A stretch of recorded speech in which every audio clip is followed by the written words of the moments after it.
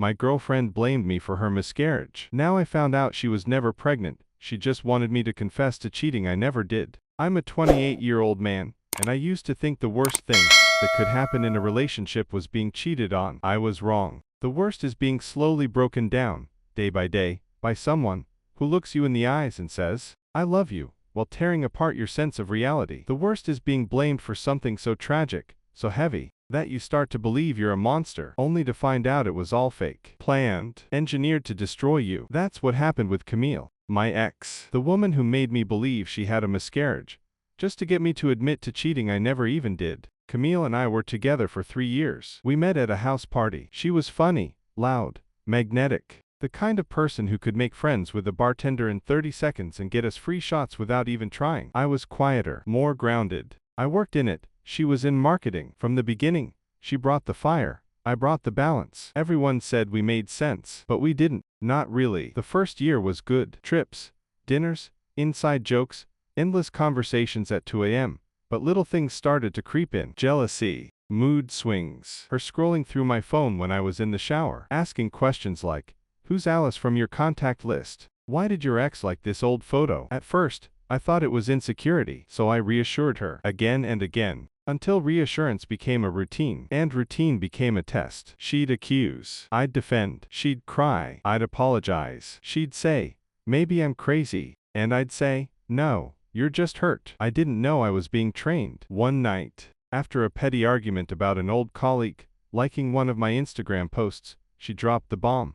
"I think I'm pregnant." I froze. We hadn't been trying. We weren't even talking about it. But her eyes filled with tears. Not fear. Not excitement. Something heavier. She whispered, "I'm scared, but I also think this is a sign." I didn't know what to feel. I was in shock. But I told her I'd be there no matter what. She cried into my chest and said, "I knew you'd say that. I knew you were good." It was the first time in months she looked at me with softness again. Over the next few weeks, everything changed. She was glowing, kinder, nicer to me than she'd been in a long time. We talked about baby names. She showed me nursery ideas. She even asked me to come with her to a first, private, scan.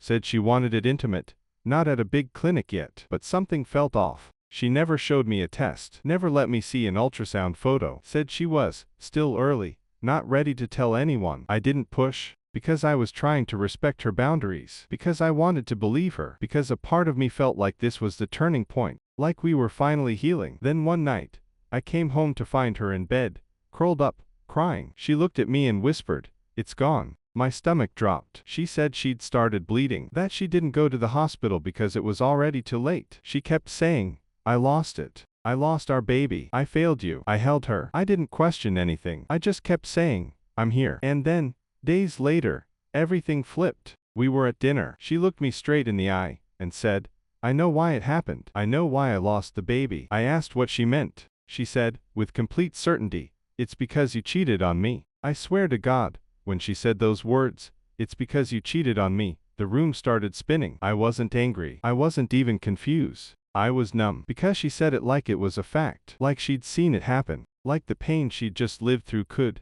only be explained by me doing something wrong. I sat there in silence, my fork halfway to my mouth. She didn't blink, just stared at me, then said, "You don't even deny it." I finally found my voice. "Camille, I didn't cheat on you." She laughed. Quiet, bitter, right, because it's always the loyal ones who lie the best. From that night on, it became a campaign. Every day, comments, accusations, passive-aggressive digs. She'd say things like, "If you really loved me, the baby would still be here." My body knew something was wrong. "It rejected it because you poisoned this relationship." She said it with tears, with rage, with silence. She didn't yell often. She just made me question everything. And I started to doubt myself. Not that I had cheated, but that maybe I'd looked at someone too long, flirted unknowingly. Maybe I had caused stress. Maybe I wasn't supportive enough. That's what gaslighting feels like. You don't believe the lie. You start believing you deserved it anyway. I tried to reason with her. I offered couples therapy. She refused. Said she didn't need a therapist. She needed the truth. She asked me to write down everything I'd done behind her back. Said maybe that would free the guilt. I said no. She stopped talking to me for 2 days. When she finally did, she said, "I hope you think about what you cost us. Every time you sleep." I confided in my older sister, Juliet. She asked, Did you ever see a test? Any proof she was pregnant? And that's when it hit me. No, I hadn't. No ultrasound, no photo, no appointment, no doctor, just her word. And the more I tried to remember details, the less there were. I asked Camille if she'd be okay showing me the hospital documents, not to accuse her, just to understand, to be able to process the grief with something concrete. She flipped, threw a mug at the wall, screamed, "How dare you ask for proof of a baby I lost?" I didn't push again after that, but I started watching her differently. She suddenly became very active online, posting long, poetic captions about grief, motherhood, trauma. People commented with hearts and sympathy. She let friends believe I had abandoned her during the miscarriage. A mutual friend even messaged me, "Hey man, I don't know what happened between you two, but she's shattered. If you really cheated on her during all that, that's cold." I tried to explain. He ghosted me after that. I was losing my reputation, my sanity, and my grip on what was real. Then one day, I got a message from someone unexpected. An old friend of Camille's I barely knew, Laura. She said, "I know this is weird, but I thought you deserved to know." Camille pulled the same thing with her ex. Said she was pregnant, then miscarried, then blamed him for it. Said it was karma for his cheating. But the truth is she was never pregnant. I asked Laura how she knew. She said Camille admitted it once, in tears. Said it gave her control back. That it made men show their true face. That if they didn't confess, they were monsters. And if they did, it meant she was right all along. I don't remember breathing for a full minute after reading that. Everything made sense. The silence, the vague stories, the twisted emotional traps. She was never pregnant. There was no baby, no miscarriage. There was only a woman who wanted me to suffer for a betrayal I never committed, because in her head, someone had to pay. After Laura's message, I sat in the dark for hours. I didn't cry. I didn't scream. I just kept staring at the same sentence. She pulled the same thing with her ex. I felt like I was watching months of my life rewind in fast motion, every tear, every accusation, every late-night silence, where I begged myself to remember if I had done something wrong. And now I knew there was nothing to remember, because nothing had happened. No cheating, no baby, no loss, except mine. I wanted to confront Camille immediately, but something in me stopped. Not fear, just clarity. This wasn't someone I could reason with. This was someone who used grief like a weapon, and she was good at it. She'd built an entire story out of air, worn it like a costume, posted it online, lived in it, and I'd believed it. Worse, I'd let it define me. Still, I needed more than Laura's word. Not because I didn't trust her, because I needed to see the lie with my own eyes. So I started digging. Camille had told me she went to a small private clinic for her pregnancy scan, said it was less cold than hospitals. She'd even mentioned the name once. I googled it, called pretending I was verifying information for insurance reasons, said I'd lost track of a file number, gave Camille's name, date, rough appointment window. The receptionist paused, asked me to hold, then came back and said, "I'm sorry, we don't have any record of her being seen here in the last 12 months. That was it. Concrete, undeniable, no scan, no blood work, no appointment, no baby." I didn't sleep that night. I kept thinking about the night she cried in my arms, whispering, "I failed you." She didn't fail me. She manipulated me. She chose pain, manufactured it, injected it into our relationship until I could barely recognize myself. The next morning, I packed my things. No conversation, no warning. She was at work. I took what was mine, left the keys on the counter, and walked out. But before I left, I wrote one sentence on a note, and stuck it to the bathroom mirror. "You made me grieve something that never existed." She blew up my phone an hour later. Messages, missed calls, voicemails, all frantic. "Where are you? Why are you doing this? I knew you'd abandon me again. You're proving everything I said about you." Then the shift. "Please come back. I'm sorry. I didn't mean for it to go this far. Can we talk? You're the only person who's ever made me feel safe." I didn't answer, because I finally understood what she meant by safe. She didn't want stability. She wanted submission. 2 days later, she posted a selfie on Instagram with the caption, "Healing, starting over, grieving in silence because the person who broke me won't own what he did." Hundreds of likes, dozens of comments calling her brave, some even tagging me with vomit images. And I realized she wasn't done. She was going to rewrite the narrative again, and I couldn't stop her. So I posted something too, just a black screen, with white text. "Sometimes the people who hurt you the most cry the loudest when you finally walk away. Stay strong. Truth doesn't need applause." I didn't tag her, didn't name names, but a few people connected the dots. A mutual friend messaged me, "I'm so sorry." I believed her. I didn't know. It helped. A little. Juliet, my sister, told me, "You got out. That's what matters." And she's right. But I still wake up sometimes, heart racing, feeling like I forgot something important. Then I remember it was all a lie. I thought that once I left Camille, things would go quiet. I assumed walking away would kill the story. I was wrong. Within a week, she'd turned our breakup into content. Her Instagram turned into a grief diary. Every post layered with poetic captions about betrayal, loss, trust. One day it was, some wounds never bleed, but they still kill you. The next, he broke my body, then left me with the pieces. She never said my name. She didn't have to. Her followers knew. Our mutual friends knew. And I knew. Because every sentence felt like a dagger dipped in guilt. At first, I tried to ignore it. I stayed off social media, blocked her stories, muted friends who kept engaging. But then I got a call from my manager at work. He sounded concerned. "Hey David,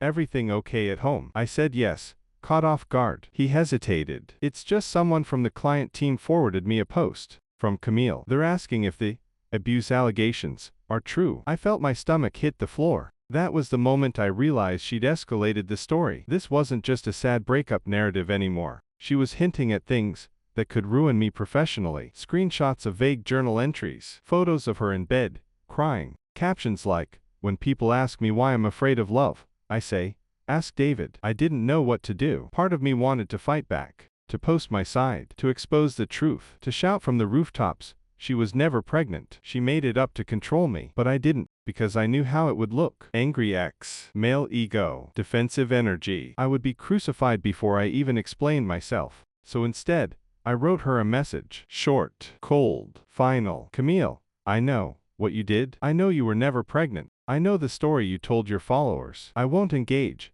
but if you drag my name into this again, I will respond with evidence. Don't test me." She read it, didn't reply. But that week, the tone of her post changed. Still tragic, still vague, but less accusatory. And a few of our mutual friends messaged me with quiet apologies. One even said, "I think she's done this before." I didn't want to say anything until now. I started therapy. Not because I was broken, because I was exhausted. Because I needed someone to sit across from me and say, "You're not crazy." She was. And my therapist did. She said Camille showed classic patterns of coercive control, emotional manipulation, and trauma bonding. She said, "You didn't date a partner. You survived a performance." And that sentence hit me harder than any accusation Camille ever made. Because that's exactly what it was. A shay. And I was cast as the villain before I even read the script. There's one night I can't stop thinking about. It was about 2 weeks after she told me she was pregnant. She was sitting on the balcony, wrapped in a blanket, sipping tea. She looked peaceful. She turned to me and said,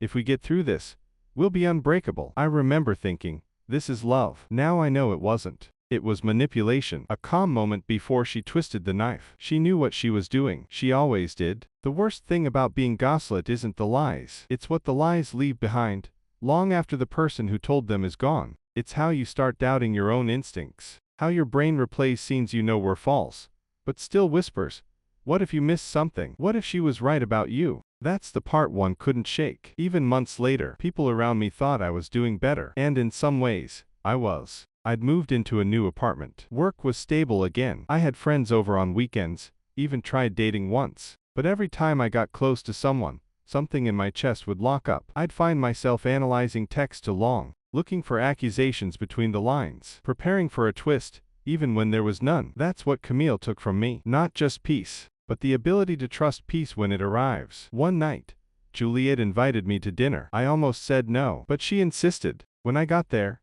she handed me a small cardboard box. I opened it. Inside were a few of my things from Camille's place: a hoodie, a book, a bottle of cologne I thought I'd lost, and at the bottom a small paper envelope. It was sealed, labeled in Camille's handwriting, proof. I looked at Juliet. She said, "She left that with me months ago. Said I should give it to you one day." I didn't want to, but maybe you need to see it. I opened it. Inside was a single ultrasound photo, except it wasn't real. It was a stock image. I knew instantly. There was no patient name, no date, just a generic black and white image with no identifying information. I searched reverse image tools, found it in 3 seconds on Google Images.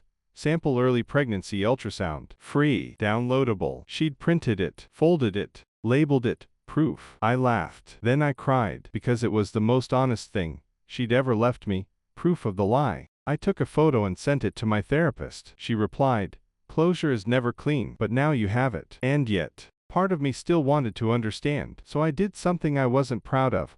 I managed Camille's ex, the one before me, the one Laura mentioned. It took some digging, but I found him. I introduced myself, told him I was Camille's former partner, that I believed she'd done something similar to him. He replied 2 hours later. His first message. Let me guess, she said she was pregnant. Then she miscarried. Then blamed you. My chest tightened. I said yes. He said, she told me the miscarriage was because I emotionally neglected her. Then she told all our friends I was abusive. I lost a job offer because of the rumors. And when I confronted her, she said, at least now you know what it feels like to be powerless. That sentence wrecked me, because it told me everything I needed to know. This wasn't grief. It was revenge theater. Camille wasn't trying to heal. She was trying to make every man in her life feel as helpless as she once did. Maybe someone hurt her first. Maybe she'd never healed. But I'm done trying to make sense of her pain when she weaponized it against people who didn't deserve it. A few days ago, I deleted the last message she ever sent me. It wasn't cruel. It was actually soft. It said, I really did love you, even if I couldn't show it right. But love without truth isn't love. It's leverage. It's been nearly a year now. A year since I left Camille. A year since I walked out of that apartment, left my keys on the table, and stepped away from the most psychologically exhausting relationship I've ever been in. And I still don't know how much of that year I lived in survival mode. Because when someone invents a tragedy, when they fake a pregnancy, fake a miscarriage, and then try to pin that grief on you, like you planted the pain yourself, you stop trusting anything that feels to calm. Peace doesn't feel safe anymore. It feels suspicious. But I'm healing. Slowly. Silently. And for the first time in a long time, I don't feel like I owe Camille anything. Not an answer. Not a reaction. Not even my hatred. She can tell whatever story she wants now. I'm not in it anymore. I saw her 2 weeks ago, by accident. I was walking out of a bookstore. She was walking in. She looked unchanged. Still wearing those neutral tones. Hair tied back the same way. Smile a little too wide for the moment. She froze when she saw me. I nodded. Just a polite, emotionless nod. She didn't say anything. Neither did I. And for the first time, I felt powerful. Not because I won, but because I didn't need her pain anymore to understand mine. There's a woman I've been seeing lately. Her name's Elise. She's kind, curious, soft in the ways that make you feel safe, not indebted. The first time she reached for my hand across a restaurant table, I flinched. Not because I was scared of her, because I was scared of being believed. She noticed. She didn't ask. She just held my hand anyway. Last week, I told her the truth. About Camille. About everything. She didn't say, oh my God, or, what a psycho. She just said, I'm glad you got out. Then she added, and I'm proud you never let it turn you cold. That sentence stuck. Because she's right. Camille wanted to punish me for something I never did. But if I'd stayed bitter, stayed cynical, stayed closed, she'd still have won. Now, I keep a journal. Every week, I write 1 page. No drama, no analysis. Just a note to my future self. Something simple, like, you didn't deserve it. You survived it. And you're still here. Because survival isn't just leaving someone toxic. It's learning how to stop blaming yourself for being tricked. It's learning that being kind doesn't mean being blind. And that believing someone isn't a weakness. It's a risk worth taking, just not with the wrong person. I still don't understand how someone can fake something as sacred as a child, just to break the heart of someone who never betrayed them. But I no longer need to understand it. I just need to make sure I never lose myself again trying to hold together someone else's illusion of love. Follow me for more stories.